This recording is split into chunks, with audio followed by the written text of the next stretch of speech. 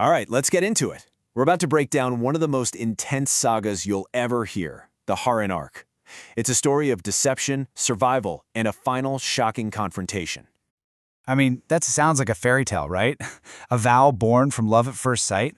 But let me tell you, this is no fairy tale. This is the starting pistol for a brutal 20-year gauntlet of backstabbing and sabotage that ends in a divine, bone-breaking showdown. So our story kicks off with Jacob. He's a fugitive, he's on the run, and he shows up in Haran with literally nothing but the clothes on his back. He gets to this well, but there's a huge problem. The well is sealed shut by this massive stone. A stone so heavy that all the local shepherds have to team up just to budge it. It's the symbol of an impossible obstacle. But then everything changes. He sees his cousin, Rachel, walking up with her flock, and something just snaps inside him. Fueled by this instant, powerful love, he walks right up to that giant stone, and with a surge of pure, raw power, he rolls it away all by himself. Now, this isn't just showing off. It's a declaration. It signals the kind of love that's going to define his life for the next 2 decades. So after this really emotional meeting, his uncle Laban takes him in. But when Laban asks what his wages should be, Jacob makes this incredible offer. 7 years of his life, 7 years of his labor, all in exchange for Rachel's hand in marriage. And just like that, the deal is struck. But here's the thing. While Jacob is busy working off this love-fueled debt, the very threat he ran away from, it's not just sitting around. It's getting bigger. It's getting stronger. His twin brother Esau is building an entire empire.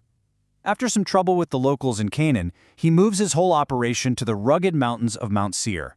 Through some smart marriages, he creates the powerful nation of Edom. So you see the picture, right? Jacob is caught in a vice. He's got a scheming uncle in front of him and a brother building an army behind him. Okay, fast forward 7 years. The labor is done. It's finally time for Jacob to get his reward. But his uncle Laban? Well, he has a whole other plan up his sleeve. For Jacob, those 7 years just flew by. They felt like nothing because he was so in love with Rachel. So he goes to Laban and says, "All right, time's up. Give me my wife." A huge feast is prepared. This is it, the moment he's been waiting for. And this is where Laban's scheme gets just diabolical. As the wedding party is in full swing, Laban gives the order: kill every single light in the house. The entire place is plunged into absolute pitch-black darkness. In that total darkness, with the neighbors chanting this weird phrase, "Hele, hele," which Jacob doesn't understand, Laban leads his veiled older daughter, Leah, to the marriage bed. The ultimate bait and switch is happening right under his nose. And then the sun comes up. In that first pale light of morning, Jacob turns to look at his new wife, and this cold, dawning horror washes over him. It's not Rachel, it's Leah. 7 years of his life, his work, his love, all of it stolen in a single night. So now Jacob is trapped. He's forced to marry both sisters and serve another 7 years. His home, instead of being a place of peace, becomes a battlefield. But this war isn't fought with swords. It's fought in the womb. Rachel, the wife he truly loves, is barren, and her despair is just absolute. She confronts Jacob, screaming at him, "Give me children or else I die." I mean, the emotional stakes just could not be any higher. This is the start of a bitter, tragic war for a legacy. And what follows is just this frantic succession of births. It's a strategic game of one-upmanship. Leah has 4 sons. Boom! In response, a desperate Rachel gives her handmaid Bilhah to Jacob, who has 2 more sons. Not to be outdone, Leah counters with her handmaid Zilpah, who also has 2 sons. Then Leah herself has 2 more. And finally, at long last, Rachel's prayers are answered, and she bears Joseph.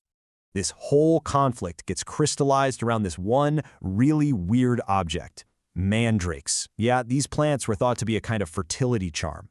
When Leah's son finds some, Rachel becomes obsessed. She literally begs for them and ends up trading a night with her own husband just to get them. It's wild, and it just perfectly illustrates the raw, painful intensity of their rivalry. 20 years. 20 years of being played, manipulated, and sabotaged.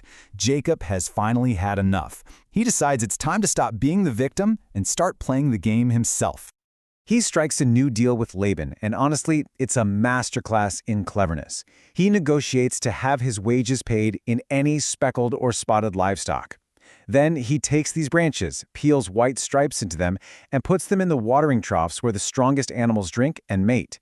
And somehow, this trick starts producing the exact pattern to offspring he needs to build his own wealth.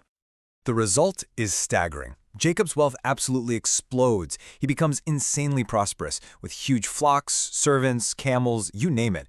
He gets so successful, in fact, that Laban's sons start looking at him with pure, venomous envy. His success has basically painted a giant target on his back.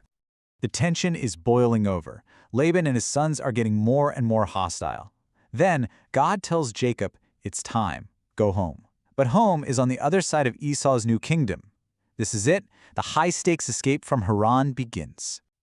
Okay, before we see the escape, you need to know what teraphim are.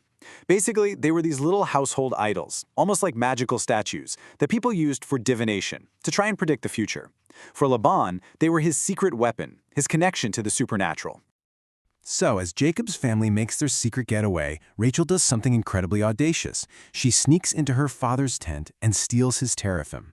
She hides them deep inside the camel's saddle and then just calmly sits on top of them. It's this incredible act of defiance.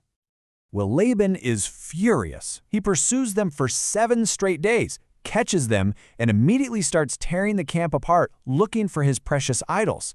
He gets to Rachel's tent, but she plays it cool, claiming she can't stand up because of, the custom of women. Laban searches but finds nothing. Rachel's deception actually works. Jacob has escaped his human enemy. He's finally free from Laban. But the final gauntlet, it isn't a man.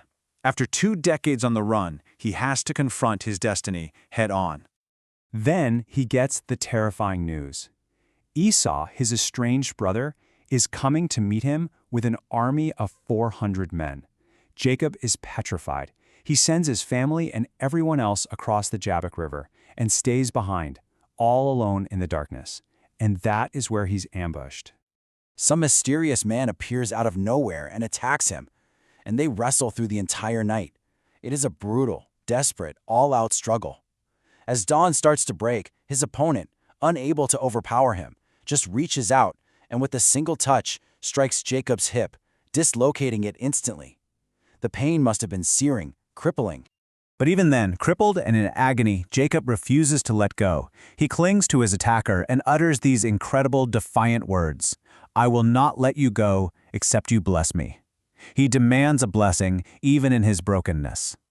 And the blessing he receives is a new name. He is no longer Jacob, the supplanter, the heel grabber, the deceiver. He is now Israel, which means one who strives with God.